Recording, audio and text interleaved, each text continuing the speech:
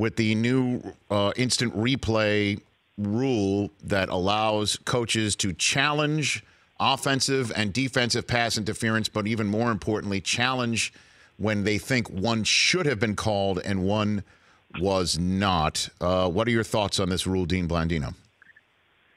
This is the most significant change that we've seen since they brought replay back in 1999. And this is really a sea change because as recently as last year, the competition committee was philosophically opposed to reviewing these types of fouls. And obviously the play that occurred in the NFC Championship game was a trigger for the conversation, and it went further than I think we all thought it would. They actually passed a rule. So this is a major, major deal. And do you like it?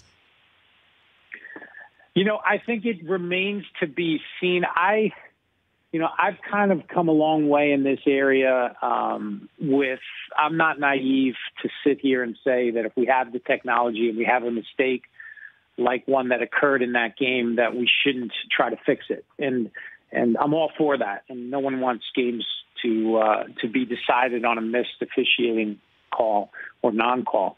And so, I'm all for that. I just think the way this rule was put in, again, last minute, scrambling to put language together, have we truly vetted out all of the, and it's a catchphrase, but it's true, the unintended consequences of this.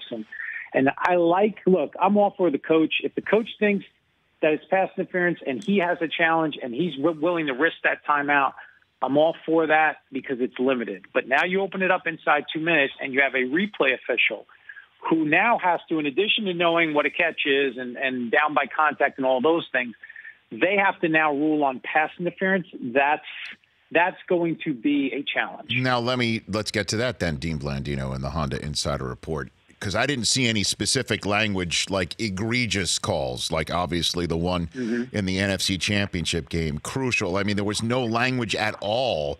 What are the parameters for, you think, the person sitting in the Art McNally Center in New York City for the last 2 minutes? What are the parameters of buzzing in on OPI, offensive pass interference, and DPI, defensive pass interference? Yeah, so the way the language is written, it's basically letter of the law. They've just added pass interference to the list of reviewable plays. Now they're going to have to figure out what the standard is. And again, that goes back to putting something in and putting the cart before the horse. Now we got to figure out, well, what is and what isn't going to be created in replay. So the way it's now, it's letter of the law.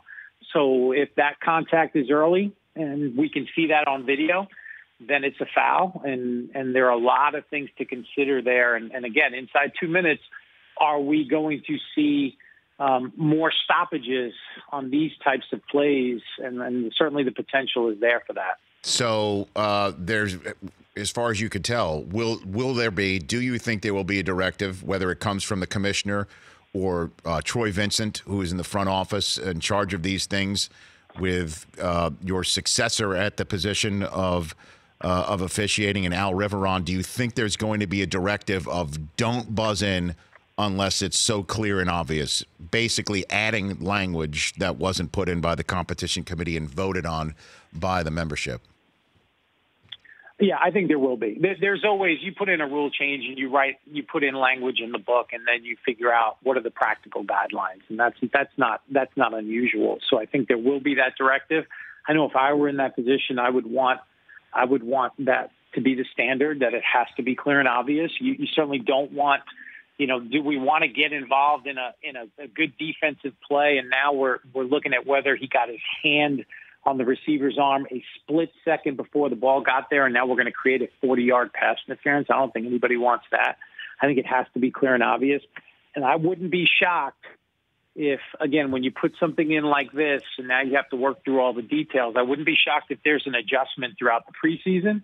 What we saw last year with roughing the passer, and we had to readjust in the middle of the season. So I think this is going to be a fluid process. Yeah, and there's only 1 year for it, I guess, to figure out all of that, and then the unintended consequences, as you said, Dean. What do you think? Give me some examples of unintended consequences for this. Yeah, I think there's a couple of things. And, I was just listing a couple for my own self to ask these questions. I mean, what if there's a pass interference that's called and now the ball is not catchable? Can we review that? Can the coach challenge that the ball wasn't catchable? What if it's called pass interference on the field, but the ball wasn't in the air? And so can a coach now challenge, hey, that there was a lot of contact, but it should have been illegal contact, or it should have been defensive holding because the ball wasn't in the air? Can we pick up that flag? And now, because defensive holding and illegal contact aren't reviewable, you can't put that part of it on. So there's just so many things to think through. It's not going to be as simple as, the Saints-Rams play, great, easy, pass interference, put the flag down, let's move on. But there's going to be some situations they're going to have to talk through and figure out how to handle, because it has the potential to get pretty complicated. So let me get on a couple of these here that you just said. So in the same way that we can currently, even before this rule change that happened on Tuesday, that you could review whether a ball was tipped to waive off a pass interference penalty that's happened, right? To say, hey, the contact is legal because the ball was tipped, the way that you could have used replay for that. You're now saying that replay could be used by a wily coach that says, pick up the flag for pass interference because it was really holding a illegal contact. Let's review to see whether the ball had left the quarterback's hand yet. You think that's something that's coming down the pipe? Yeah, I think it is, because, again, the way the language is written, it's letter of the law. Pass interference is reviewable. Well, to have pass interference, the ball has to be in the air. The contact has to occur more than a yard downfield. It has to be a catchable football. So to me, right now, all of those things would now be reviewable. The Rich Eisen Show, weekdays at noon Eastern on Audience.